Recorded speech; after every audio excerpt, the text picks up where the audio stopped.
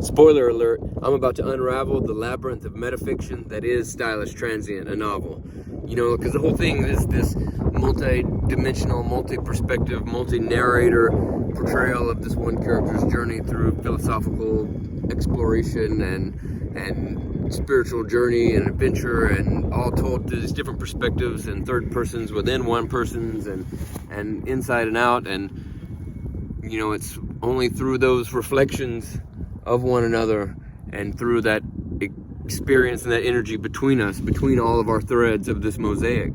You know, that's what the vibrance and the light of creation is. That's what's pouring in between each of our threads. You know, it's like that film strip of ego we talk about, right? Yeah, there's this projector light of ultimate light, and you're here to experience this limited version of that by forgetting most of the frequency and experiencing your particular range of some of that light, so you can have that experience of coming back into that space of more and more of that light being able to pour through you. And so you imagine, even on a different dimension, a different scale, each of our threads, right? So each of our threads of this intricate thread work of the cosmic, you know, fabric of all of everything, you know, you zoom out and really it's that light that pours in between each of these threads. You know, that's the story. You know, the threads, the material, the matter, the linear time-based line of experience of condensing the electric potential of the energetic universe and collapsing those wave functions into matter as you experience this linear run through this space. You know, that's your thread of time, of experience, of the journey, and you back out from that and realize that we're tying this, you know, this intricate web. And so all those little knots of relation and that energy between these swirls of love and joy and laughter that you create in this space between another person experiencing this as their own refraction of consciousness, you know, that energy in between, that is where the story is. So anyway, to break down how Stylish Transient goes, and don't worry if you don't want to get spoiled, because it's enough of twisted around, I'm never going to be able to break it down enough for you. So the whole thing starts on chapter 4, right? And there's free downloads of this novel everywhere online. Amazon charges for it, but there's free ones. There's a bunch of short videos I do about the philosophies that are in here. But so it opens on chapter 4 with the narrator, right? And so this narrator, you realize pretty quickly he's not the author. You know, he's not particularly happy about being here, and he promises to be completely unreliable. Then 7 asterisks, and that denotes that ringing in your head as you realize you've stepped into another perspective. Now the author, halfway done writing the book that you're reading in a leather-bound notebook in a farmhouse in Alabama with the narrator, who has no idea he's even being written about. Well, I have some idea. I have been picking it up and reading it at night, you know, and changing things here whenever I can.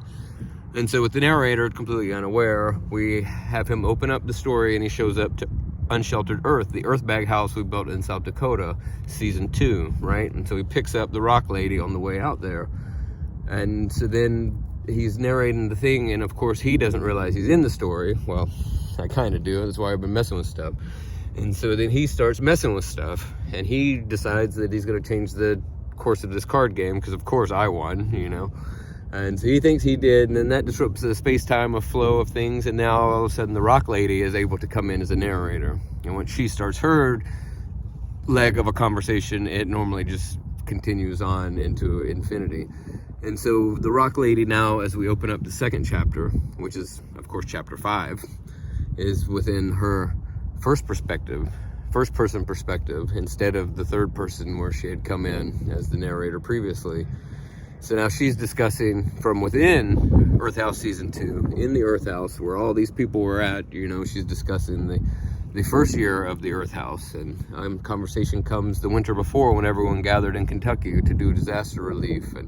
And from within that space of discussing the disaster relief, she tells the story of Bill, the guy that was the funny guy there in Kentucky on this journey. And so now she reflects back to this first version of the Earth House, which we're now sitting inside of, right? And so she tells the story of that space. The narrator seems to want to get back into it, but he feels trapped now. This is the key part. He feels trapped in this limited dimension and can't understand, because he thought he remembered being out on this other perspective, right? On this perspective where he had a greater understanding of the story. And now he's limited within sitting in that Earth House and not in that farmhouse, right?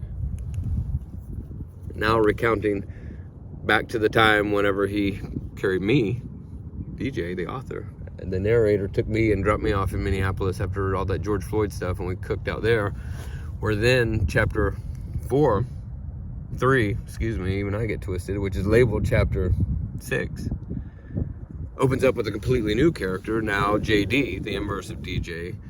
JD, who's in third person, flips with the asterisk over to DJ, who's in the third person, and then you realize that JD, his internal monologue is always in the third person for some reason, because he's probably on some great cosmic perspective shift on his own. And so that chapter catalogs the traveling across the country, hitchhiking, and riding in a RV, and dumpster diving, and cooking, and busking, and all kinds of journey and antics, and jugging, and so then we make it to the West Coast, where he drops me off, and then next thing you know, he's at the Earth House Season 1 as a volunteer, one of the many that have collected along my journeys around the country and have come together to work on these volunteer projects all over the place. So that's Unsheltered Earth Season 1. The next chapter opens up, which is probably the 4th chapter by now, I think, opens up with Bill in Kentucky and another unnamed man who doesn't want to be a part and hasn't signed the waiver. And so the two of those narrate back and forth. And now we're so deep into this illusion of collage of nested levels. Now there's no philosophy, there's no spiritual stuff. It's just the two of them talking about how all that stuff in Kentucky happened, and that crazy guy that's camped in that tent over there. And then we dig all the way back into the next chapter, and now we've come back to find our author, in the midway point of the nested levels of intricate sentencery.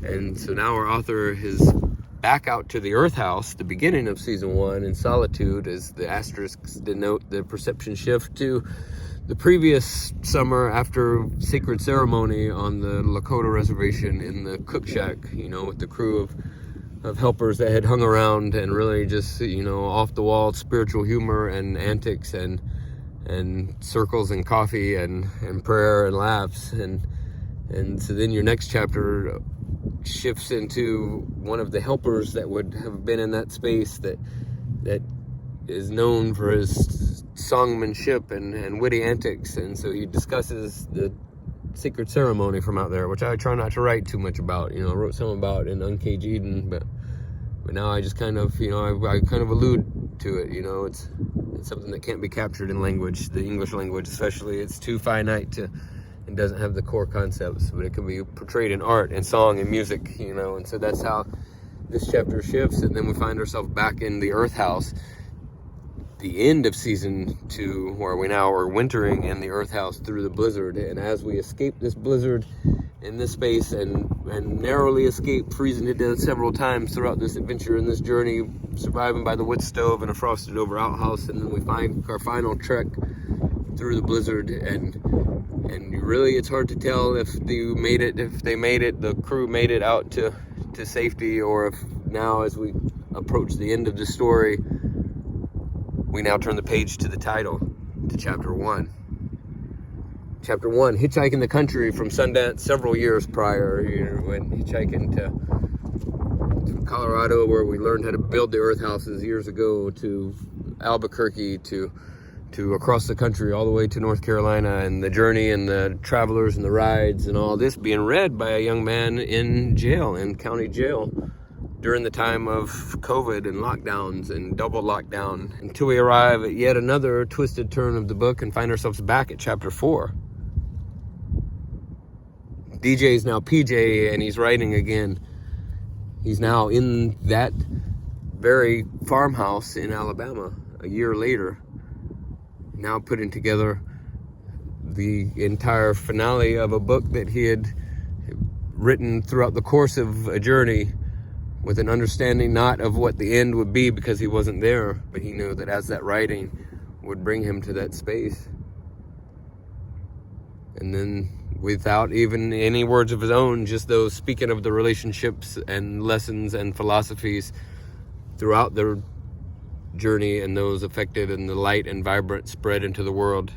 And that's pretty much the gist of it. And there's a bunch of extras at the end, some Easter eggs, all kinds of twists and turns and snow globes, and everything comes back out as the movie or the deck of cards. It was a deck of cards that's completely brand new, all organized, all this singularity, all this everything of all matter all at once, and then that exploded out to this ultimate vibration. This ultimate deck of cards exploded, 52 card pickup. And as we play this cosmic game of bringing all these cards back together, you know, it's not that final deck, or it's not any card in particular. None of that is the journey, is the fun, is the game, is the story. You know, it's all the energy of everything that happens between all the players of this game along the way.